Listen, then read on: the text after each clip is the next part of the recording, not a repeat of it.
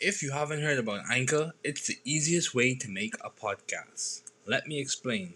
It's free. There's creation tools that allow you to record and edit your podcast right from your phone or computer. Anchor will distribute your podcast for you so it can be heard on Spotify, Apple Podcasts, and many more. You can make money from your podcast with no minimum listenership. It's everything you need to make a podcast in one place. Download the free Anchor app or go to anchor.fm to get started.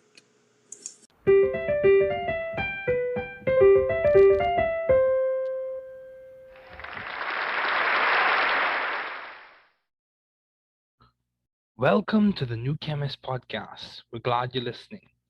Feel free to download this podcast on Google Podcasts, Apple Podcasts, and Spotify. Here on the new Chemist, we discuss chemistry, which simply put is the science of change, as well as careers, community, research, and COVID-19. We're happy you're tuning in. My guest today is Joe Dickman. Thanks for joining me today. It is so good to hear from you. Just briefly, I'll inform my audience about you.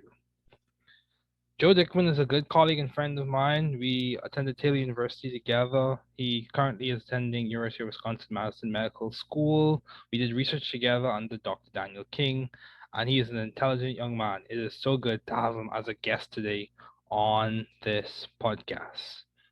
Please welcome Joe Dickman. Thanks, Joe, for joining me today. It's good to have you here. Hey, thanks so much. It's good to be here. Yeah, dude, definitely. Joe is a good colleague of mine from Taylor University, so it's always a pleasure to have him on as a guest. So, what have been your long-standing interest in the field of science? Long-standing. I remember telling my second grade teacher that I wanted to be a scientist when I was, when I was in second grade. It's so interesting to think about what got me interested in science, as a career. And in some ways, I know that medicine isn't exactly science. It's not maybe chemistry, but there's a lot of science, I think in medicine. I would say that, especially, we really want to go back to the beginning, in second grade, when I told my second grade teacher what I wanted, to be when I grew up, and I told her I wanted to be a scientist, I think the image I had in my mind was a guy in a lab coat mixing test tubes together, and then there being explosions. Okay, cool. Sounds like demo. Sounds like demo night at Taylor. yeah, exactly. Yeah, man. Yeah. So yeah. I'd be, when I came to Taylor, David, I was a biology chemistry double major, and I quickly realized that, I could do just biochemistry, and it would have a lot less classes required. Mm-hmm. And here's another thing. Although, there are parts of biology I really like, as far as being part of the chemistry department, I think I watched demo day my freshman year. Of course, they didn't let the freshmen do the demos. Mm-hmm. And I watched, Dr. Kroll blow up those hydrogen balloons. And I think I knew pretty much right then and there that was going to be the department I wanted to be associated with. The ones that were blowing up the balloons. Yeah, dude, that's cool. So given all the challenges that you probably have faced, how do you maintain view of the bigger picture in your career and in your life in general? How do you see the forest for the trees? That's such a great question. And David, when in any sort of higher education, and I think that medicine, especially in the United States, can maybe even more than most. But I think it really applies anywhere. There's a danger, I think, in looking at just the step you're on. And it's so funny. In Hoosiers, have you ever seen that movie, the basketball movie? You should really watch it, David. Yeah, definitely. it's sort of it's an Indiana movie. Actually, my mom was an extra in that movie, if you can believe it, when it was filmed. Okay. It's about basketball. It's about the smallest school. So actually, up until 2000, the early 2000s, the Indiana State basketball tournament was open to all schools. So there were no divisions, is what I mean to say. So like there was no D1 school or Division A is what we call them in Wisconsin. Big schools didn't compete against big schools. Big schools could compete against much smaller schools. Okay. So in Hoosiers, it's about the smallest school. They had like 100 kids who won the state tournament against schools that were much bigger. Okay. Actually, if you remember Ron, the guy at Taylor who he would swipe the cards Yeah. at the lunch line. Yeah. I think so. Sometimes he was a little grumpy, but actually he went to Muncie Central High School. He was the one who played Milan High School. That would be the little high school in that movie. And in real life, there's a Wikipedia article on it called the Milan High School State Basketball Run. So you were saying? Yes. Anyway, in that movie, the coach says, in tournament play, there's a tradition. We only look at one step at a time, and you always focus on just winning that one step. You know what I'm saying? Mm-hmm. You focus on beating the team, and you don't think about who you'll be playing until after you've beaten the team that you're immediately going to be playing. Yeah, true. And I think that if you think about your career, especially your educational career, like that, it can get pretty discouraging. And the way I think I've been more blessed than most to have a physician father and a physician grandfather. I think the best way to keep my eyes on the goal, and not get bogged down into thinking about it step by step, is to sort of look at their practice. Yeah, dude. I know what you mean. I know exactly what you mean. You go home and he's got his schedule, and you know what life is like for him. And certainly your privilege is sort of the same way. I know your dad's a pediatrician. Yeah, that's right.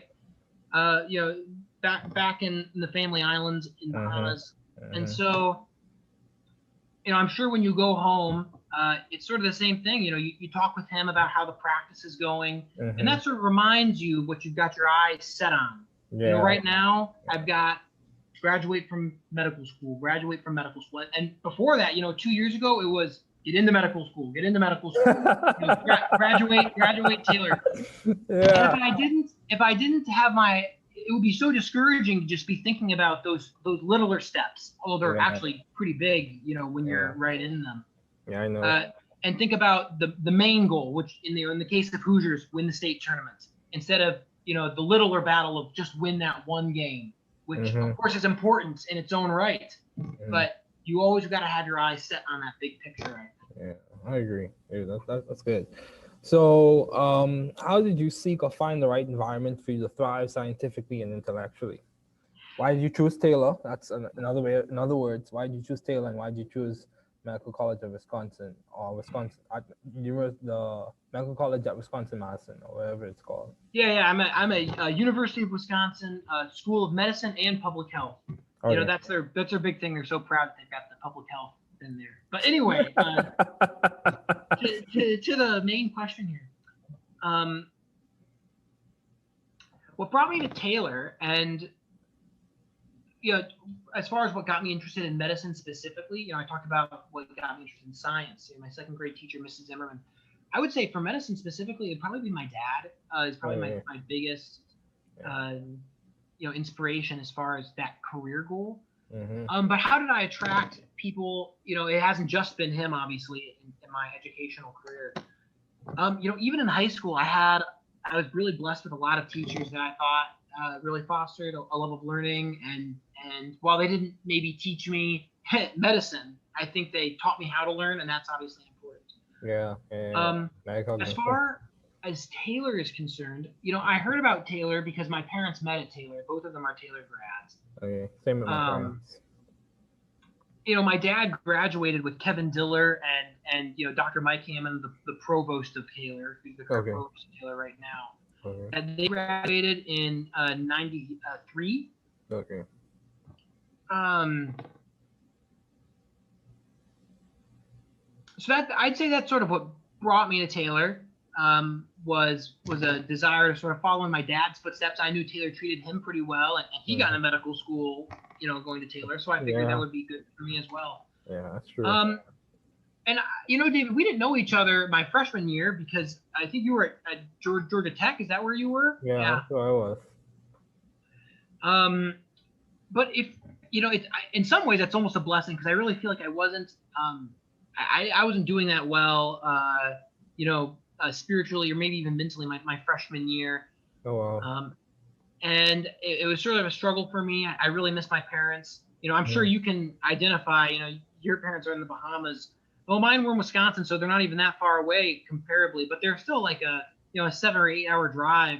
Yeah, I didn't get to see them throughout the school year. Mm-hmm. So it was pretty hard on me, just feeling a little homesick. Mm-hmm. And the only thing really that kept me at Taylor, there was really a few things, but one of them was Dr. Majors. He taught the freshman labs at Taylor, and he really instilled in me a love of chemistry and a love specifically of Taylor's chemistry program, and that's what kept me there. And of course, after I got through that first year, I really ended up liking it quite a bit. And I got to, what was that?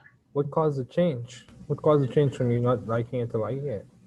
Well, for one thing, my then girlfriend, now wife, came to Taylor. So that helped. Okay, that's fair.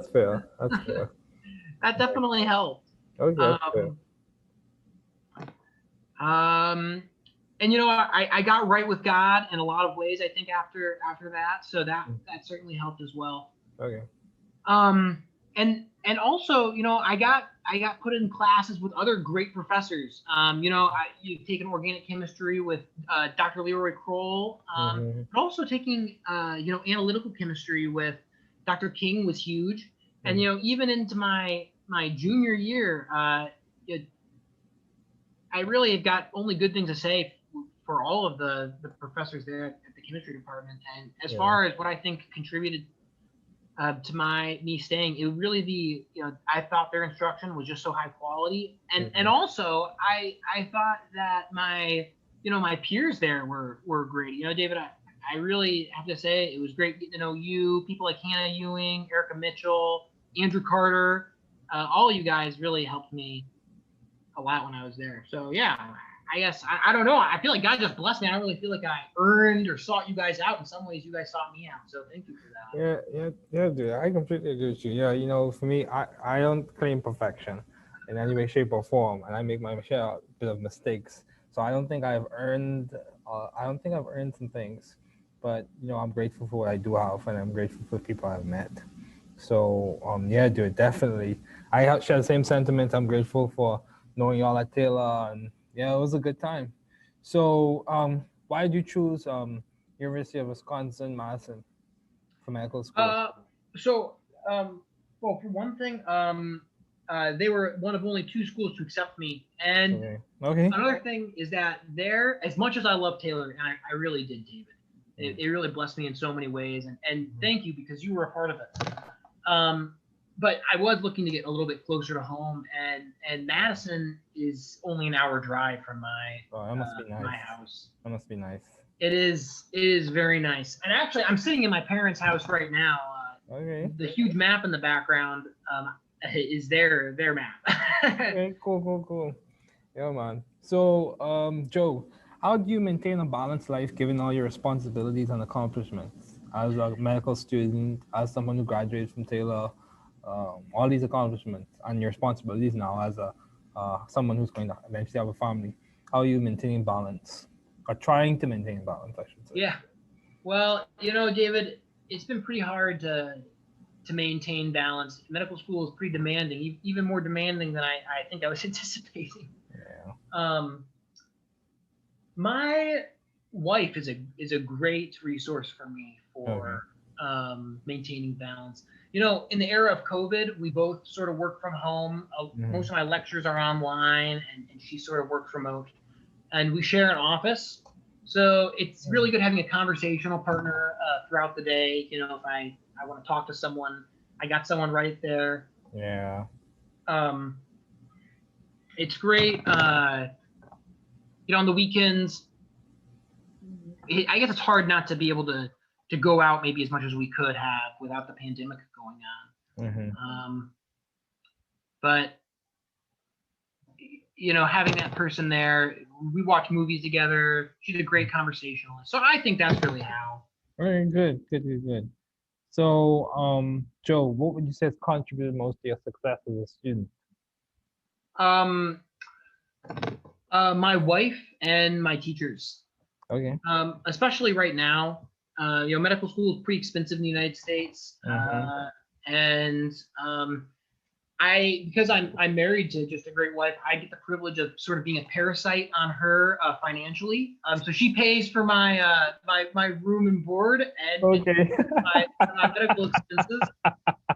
Okay, Joe. Okay, that's cool. Yeah, dude. Definitely family and a professional community does help. Yeah.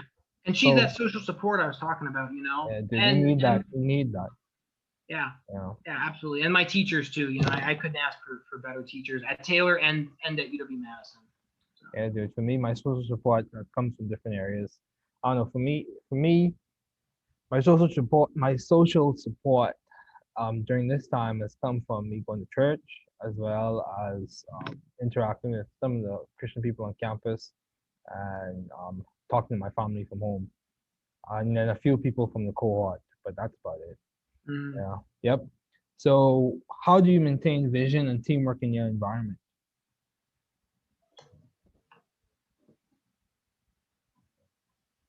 You know, that's a really good question, David, and I'm not sure that I'm doing that great of a job. But in my defense, I think it's pretty hard to do a good job in this era of COVID. You know. Yeah, I agree. I agree, Joe. I agree. I completely agree.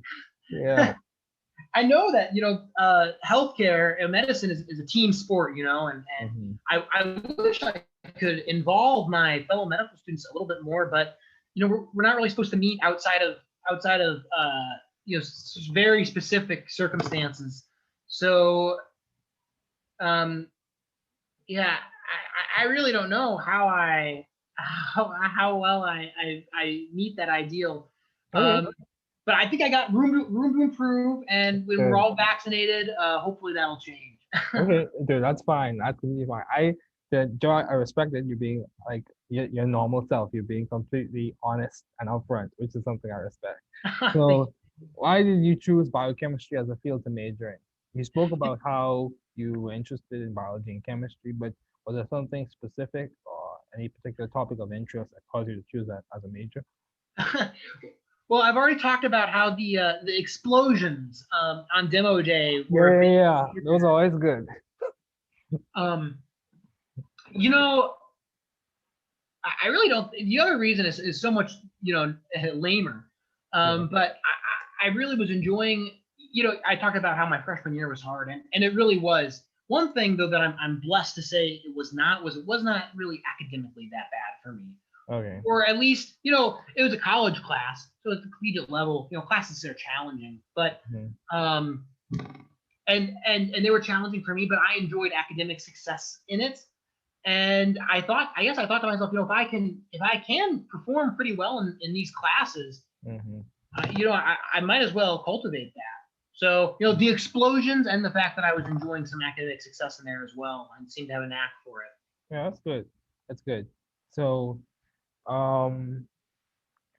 as we conclude, do you have any advice for those wanting to pursue the field you are currently studying in? Yeah, you know, we talked about the tournament play and how you don't. I think the best advice, actually, David, is sort of related to that answer. I think the best thing you can do is to not get locked down into just thinking about the step you're on. You got to keep your eye on the main goal. You know, so if medicine is what you want to study, and yes, you have to think strategically. How can I get into medical school? And you have to think, how can I win the game? You know, the littler game right now to contribute to that main goal. You know, 2 years ago it was, how can I get into medical school? How can I get my bachelor's degree? that type of thing, and working towards that. But at the Mhm. same time, never losing sight of the fact that smaller goal is contributing to the larger goal of being an attending physician. You Yeah. know, so I think Okay. that's probably the thing. My best advice is try to keep your eye on the prize there. And I know not everyone is blessed with a physician parents to help them Yeah. sort of keep your eye on the prize. I think my goal to you would be find some kind of physician mentor. Uh-huh. Yeah. For me, Agree. it was my dad, and it's super easy for me. I'm sorry it's not easy for everyone. Find a physician mentor, spend time with them, in the summer or when you're home. That way you can really help you keep your eye on the prize. Yeah, Every single person in medical school that I have met and talked to a lot about this, not all of them have parents as physicians. Actually, very few of them do. All of them have got physician mentors that they look up to. Yeah. Find a physician mentor. If medicine's your goal, find a physician mentor. Mhm. Talk with them, spend time with them, shadow them. There can be great resources in so many ways. Yeah, I agree, dude. I agree on so many levels because for me, even when it's challenging in graduate school, knowing having parents who've completed graduate school, it does provide context for me and it allows me to put my challenges in a context and understand that if they could do it, then I could do it as well. And then also, keeping your eyes on the prize. That even from both you and I have the same faith tradition.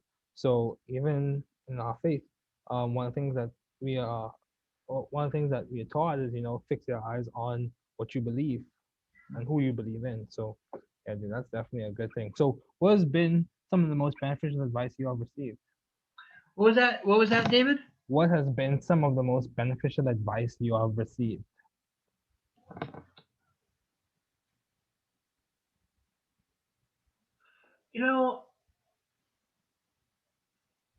This is a quote from a book, but my wife has told me this before.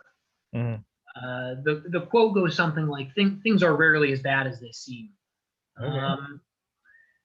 And for me personally, I can be prone to being a little bit of a pessimistic thinker, especially in regards to my career.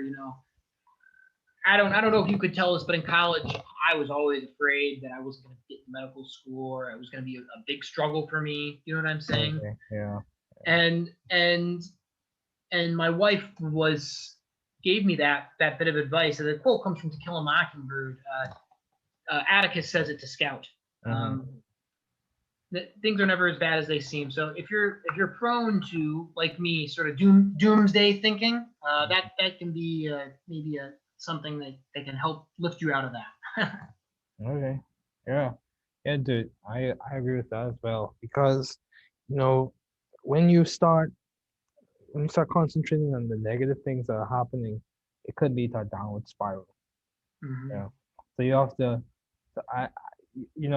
again, and these are the things that center my thinking and kind of keep me grounded from slipping into like a bunch of other extraneous things.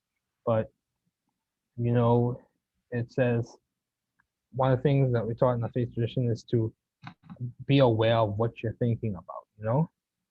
Be aware of what you're thinking and how you're thinking. So I completely agree. But Joe, it was definitely good to have you on, and thanks again for joining me. Thank you.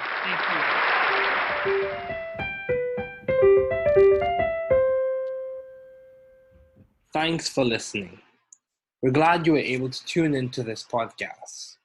Once again, this is The New Chemist, where we discuss chemistry, which simply put is the science of change, as well as the other sciences, careers, community, research, and COVID-19. Thanks again for listening. Note, the views on this podcast represent those of my guests and I.